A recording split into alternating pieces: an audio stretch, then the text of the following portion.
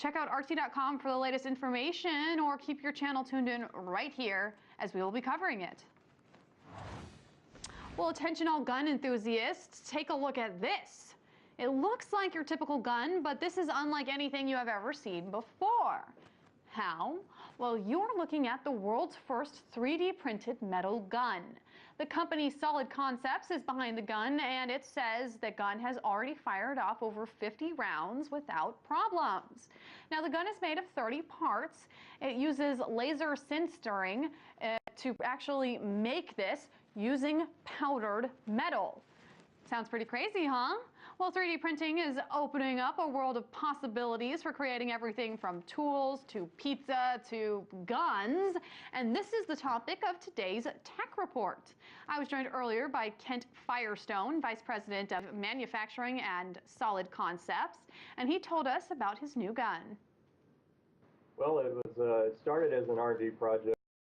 If the processes that we use would withhold or stand up to the stresses involved in a firearm. And once it was completed and successfully tested, we decided to use it as a way to promote the technology. And how long have you been working on this project for? It wasn't a focused R&D effort, so we started building parts a few months ago, and just whenever we had space and builds, we'd throw some parts in. Is it safe? Yes, very safe. The metals we use are standard metals that you would find in the regular world.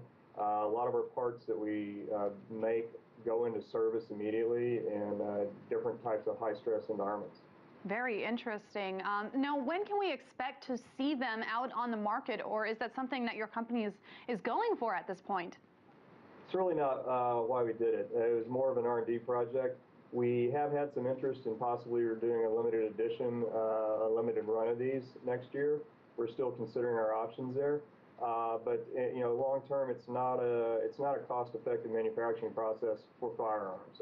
It's really more useful in the R&D of new firearm technologies.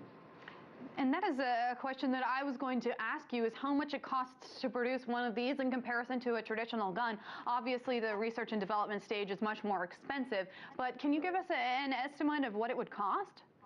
Our best estimates at this time would put our cost on this kind of at the high end of a similar model pistol that you could buy. So our cost would be close to the retail price of a really high-end 1911 pistol, around $4,000 maybe. Wow. Now, meanwhile, other companies in the 3D printing industry are working on plastic guns.